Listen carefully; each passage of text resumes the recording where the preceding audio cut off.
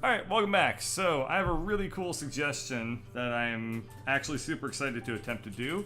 Somebody asked if I would do The Starry Night by Van Gogh in the style of Sunday in the Park with George.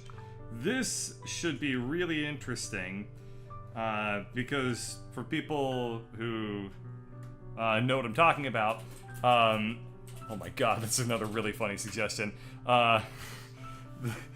Sunday in the Park with George is that one painting where everybody's on the like at the park and it's just made up entirely out of dots. And it's how do they say, pointillism. I think that this could be really, really fascinating to try and do a crossover between two different, like, extremely well-known pieces like that. The really, really funny thing that somebody just suggested, which I'm going to probably do, maybe not this episode, but the next episode, which is The Birth of Venus, but with Jabba the Hutt. That was also a really funny idea, so we're definitely going to go for that. Okay, so I am probably going to get my ass kicked by doing this, but we'll give it a shot. So I'm going to start by filling in the background as much as I can before I get too wrapped up in anything. So one thing that actually could be very interesting about doing this, like this Sunday in the Park with George style of Van Gogh, is I think that the color limitations, you know, the fact that I only have like 3 colors and stuff like that, I don't think it'll be as much of a problem as it usually presents itself when I'm trying to be more, I guess for lack of a better word, painterly. Also, if you want to have yourself a good laugh, go ahead and just pay attention to Passpartout in the background as I fill this painting in here, because I can't actually see it in action because my hand is blocking it, but it's very, very funny to watch him just like stab the shit out of the canvas while he works here. One thing that's going to be kind of interesting about doing this piece as well is I'm going to have a very interesting time trying to get the portrait style painting canvas that I have to work with to match the landscape style. I need to make the big, I don't know what to call this, I don't think anyone's ever known what to call this, but the big black spire thing, it's going to be very, very tall here, I guess, relative to the height of the canvas, because the in Starry Night they have it, it's a landscape style painting, so we have everything kind of oriented a little differently than the way it's like supposed to be. But this is very interesting. I've never done anything pointillistic, though. I've done like art assignments, and then I've always thought to myself, like, I wonder if I could do pointillism, but then I always do something else instead, so I've never actually taken the time to do this. But it's always something that I find very, very interesting. I'm going way, way, way faster than what you would usually be able to do when you're working in this style, because I'm also going at like a billionth of the precision that people normally get. You know, usually these people who do this stuff are very, very, very precise with how they set everything up, and they make sure that they get everything exactly like equidistant from each other, all their dots. I'm going to be a lot looser than that so I can get this done in a shorter period of time than what they took, because I'm sure Sunday in the Park with George probably took several months to do. And as much as I would like to play this game for several months and get like one gigantic like $3 million offer on it or something like that, according to how I assume the algorithm works, I'm not particularly interested in actually doing that. Okay, so yep, aspect ratio for the painting is already kind of screwed me, because I can't really get much more in the piece than this, but this is the stuff that people find very interesting, I hope. So hopefully this ends up being pretty satisfying to look at here. I think it's kind of neat. I think that it's looking... okay, I'm going to say that I think it looks a lot cooler than I expected it would. That's for sure. It's kind of causing my hand to cramp up real bad, but I'll just live with it. But I think this is actually like already pretty successful looking in a really weird way. So we have to add in some blues on the bottom here, and the blue is actually too dark, so it's actually kind of closer to this color of blue than the totally dark blue that he has going on for this thingamadoo. I don't know what the hell it's called in the bottom right here. It's like kind of a flower, but also not really at all. Okay. Oh my god, filling in this whole like spire is gonna be super duper pain in the ass. I'm gonna do the best that I can, but I'm going to also not really do the best that I can for the sake of my sanity. And Passpartout's over there jabbing his paintbrush directly into the canvas over and over and over again. But you know what this reminds me of? It's got like a dot matrixy feel to it. Sort of like really, really dumb ASCII art. Probably because the like background makes it look a little bit more like ASCII art. But it's pretty neat looking in my opinion. I feel like if I wanted to, I could actually just like stop shading in this thing and let like the white and the chiaro oscuro, as it's called, work in my favor by just not having to really fill in a lot of this stuff. But I'm gonna commit to doing it totally all the way in within reason. So chiaroscuro is a drawing technique, I think. I don't really know how to call it. It's Italian. It means chiaro is light, if I remember, or clarity, and oscuro is darkness or obscurity. And basically when I do any of these drawings, I've actually been using that a fair bit. It sounds way fancier when you call it by its Italian name of chiaro oscuro than what it actually is, which is just shading and highlights. That's the very, very fancy, pretentious ass term for shading, basically. But it's a very fun term, and it makes everyone think like, oh wow, you really, really know a whole lot about art. I don't know shit about art. Okay, let me rephrase that. I know a lot about art, but I am not good at drawing in the slightest. I wish I was good at drawing. I practice a fair bit, but I'm not very good at it. And but I know a lot of theory about drawing, and so I'm able to kind of use that to obscure my delicious lack of talent at it. Okay, so that's about as much as my sanity is going to allow me to do here. Let's add in some of those bright yellow spots that are kind of all over this bad boy. I've never really taken the time to look at this painting in this much detail, but it's pretty damn cool looking. There's so many little details mixed into it. And naturally the expressive, well, what is it? Is he an impressionist? I don't really know. The style is like always very, very striking whenever I look at this piece. Boy, this is gonna take me forever. This is probably gonna be like a full episode length of work here, where it's just me like poking my tablet over and over and over and over again. But that's okay.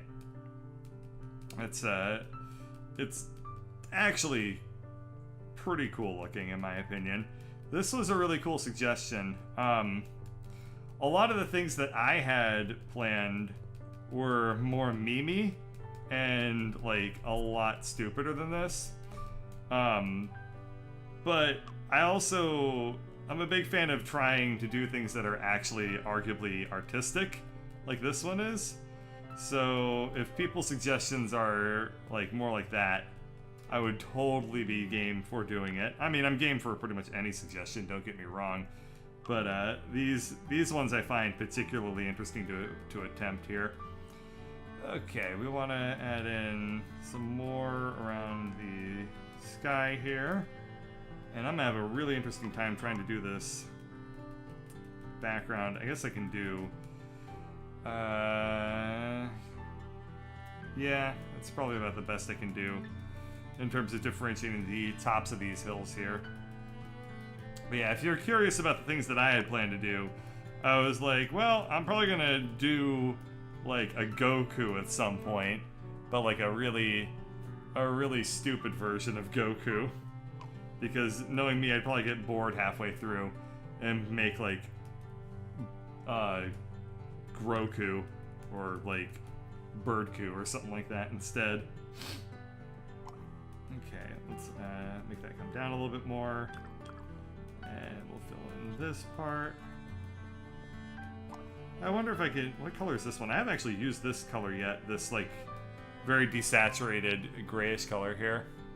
Yeah, it's kind of neat looking. I don't really see it being used too much. I can actually use it to differentiate the tops of the mountains a little bit. That's about the best I can do here. I did it on the wrong side. Yeah, see... I'm starting to lose a little bit of the visual clarity, which is a damn shame, because I thought that this was going to go a little bit smoother than it has been for doing the tops of these mountains, but it's okay. It's still getting the point across. Still, a lot of this stuff is significantly darker than I really have the colors for, because you only get like one shade of dark, but like for this painting, Van Gogh made it really dark and just really subtle differences in a lot of the painting stuff. What was I gonna say? Oh yeah, I call him Van Gogh because I'm bullshitting. I don't know if he like how to actually pronounce it. That's just me being very funny. Oh, I don't know about very funny. That's me, like, just bullshitting with words. But I think I probably heard somebody say it. Sometimes, okay, when I hear people say something in a way that seems unusual or funny, I will start saying it that way for the rest of time. Like, what do you call those caveman tools that they used for hunting? You call them an atlatl, right? I don't. I call them atlatls. Because I heard somebody say it once, and I was like, yep, that is how I'm going to say that word for the rest of time. Because that just cracked me the right hell up when I heard it. I actually heard that from The Daily Show, if I remember. I haven't watched The Daily Show in a very long time.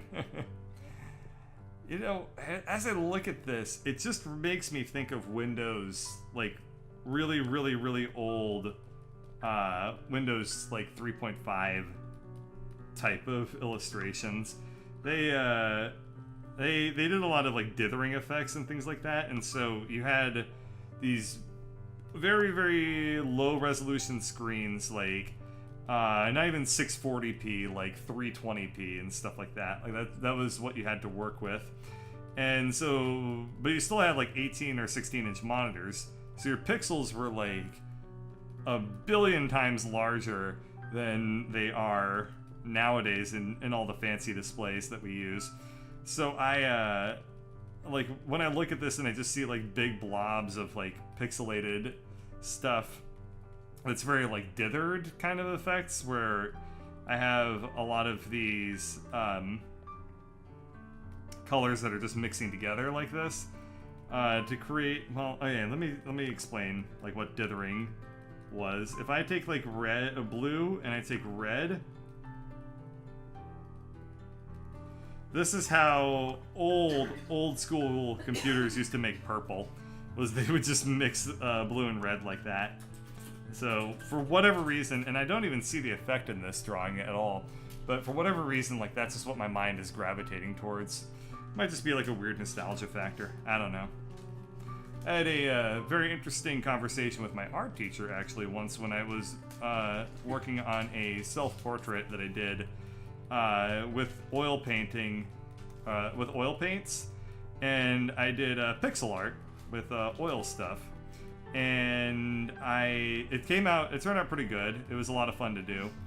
And when we were discussing the piece later on, we had just like some really, really interesting feedback on it. So she said that, I talked about how like it had like a really big nostalgia factor for me to be making stuff that's like very pixelated looking. Because like when I was a little kid, I was on the computer all the time, so I saw mostly like pixelated art and stuff like that. And so like for me it had a big nostalgia factor, and I associated it with my childhood a lot. And she said that that was really, really interesting because for her, when she thought of things that inspired her like early artistic development, she thought of things like crayons and stuff. And I was just like, wow, I didn't actually think of like that at all, even though like I probably played with crayons too. But like for me, the like just the association of like digital art was so much stronger than what I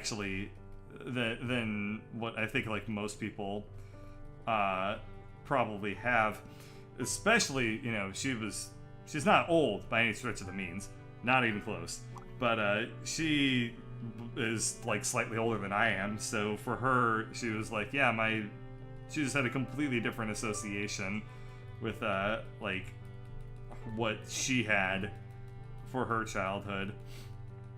And I just thought that was very interesting because it's just such a mark of our times. I don't know. This is getting a little bit on the more serious side for my likings. So I'm gonna go ahead and just balance everything I said by pointing out that this star looks like a butt. So there you go. That's some good times. Another thing that I want to do in this game, before I forget, before I get too far in it, is I want to do a recreation of the type of artwork I did when I was very, very young on the computer. In, what was it, Corel Draw. That was a program. Yeah, no one uses Corel software anymore except for lawyers. But I used to. Nah, I'll save it for later. But I totally want to revisit that. I also, this is weirdly enough such a primitive program that it's weaker than the MS Paint tools that I had when I was like a little kid futzing around on computers. But we'll cross that bridge when we come to it. Ah, man. This is just absolute hell on my arms and hands to be like just poking this over and over and over again. But I'm gonna stick through it because there's not much left to do, but I'm also going to phone in a lot of the remaining sections. So be prepared for these parts to look way less careful than anything else I've done so far. So I've already been phoning in a lot of this stuff. But now we're gonna be just cutting. We're gonna be cutting so many corners. It's not even gonna look like a It's not even gonna look remotely. Well, how would you? Where am I going with this? If you're cutting corners off of something, does it become more like a sphere or more or less like a sphere? I guess it would look... We're gonna cut so many corners off of this thing, it's gonna look like a triangle. So, be prepared for that. Because I want to give my arm a huge break after doing this. I mean, not literally. I would not like to break my arm. I've never broken any bones. Which is actually apparently kind of a rare thing. Random thought. I hopped on Facebook the other day, and I looked into the parts of your messages where you just, like... Apparently there's two ways to get messages on Facebook. One of which is, like, where messages go to die. and one of which is where messages from people you care about end up going and hanging out for a while. So I decided I'm gonna look in the part of my Facebook page that is the part where messages go to die. And I found out by doing that a lot of my friends fell for pyramid schemes over the years. I hadn't looked in it for a very, very long time. And so I just saw years and years and years of people being like, "Hey Bird," they were using my real name, but they were like, "Hey Bird, I was wondering if you wanted to like join me in like my little marketing venture and stuff like that. I'm selling like, I don't know, a lot of Cutco, of course, but then they're like, I'm selling Kirby vacuums, or things like that. You know, those are the slightly more reputable ones, but then there were people who were like they were like trying to sell me like basically Ponzi scheme level insurance, like just like real crap tier like stuff like that. It was very, very eye-opening. And I was just like, wow, the economy really sucked for a lot of people I knew. For so many people to have like fallen into that sort of stuff. It really sucks because it really was like the economy was like so bad for a long time there. A lot of people basically just took whatever they could get in terms of work, and for a lot of people it was like, hey, you can be your own boss and make $170,000 a year. All you have to do is sell like oven cleaner sets or stuff like that. I don't know.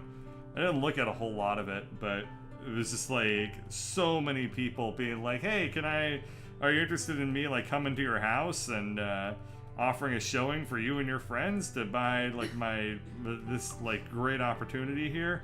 And I was like, no, we're not doing that. I mean, I wasn't like that. I wouldn't have been like that either. But I did have a friend actually try to do a Cutco presentation for me once. But I ended up not buying any knives. I felt really, really bad about it. But it was sad, honestly. It was just like, man, I could tell a lot of my friends and acquaintances are really, really desperate to make anything work right now. Oh well, most of them are out of it now as far as I can tell. Anyway, there we go.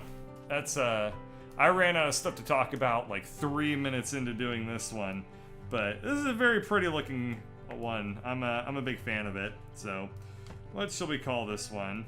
Wow, it looks really, really spotty from a distance. Okay, we'll call this one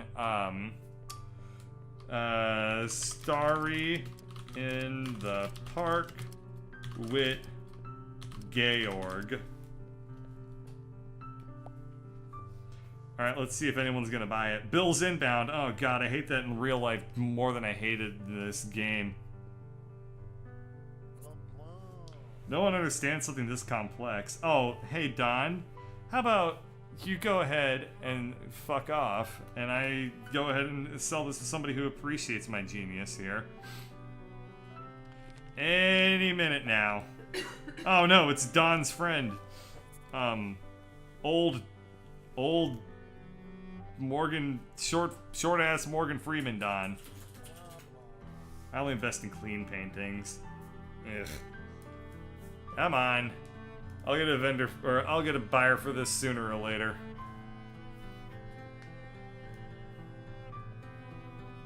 Or maybe I won't, because here comes Don again to be like, oh no. Kinda wish I could, kinda wish I could, like, sell, like, I don't know. I kind of wish, instead of it being random who comes into your store, it was like, as soon as you put something up, like, everybody came in and they had, like, an auction. Oh, come on, man. I don't want this guy back either. I named it Georg, so Giorgio should like it. I mean, it's right there, right? They're basically the same name, except one's Italian and one's German. I want to move on to the second painting, until I get this one sold, because yeah, here we are. This guy will buy it. Come on. Yes, hi. Thanks for coming over and talking to me. Okay, 36.52, that's about as good as I'm going to get for it, so we'll go ahead and sell that off. Let's see what my financial situation is like now. 11,000, so I'm still turning a profit, and we're going to go ahead and cut that episode there, and I'm going to give my hands a second to break because, ow! Alright, thanks for watching.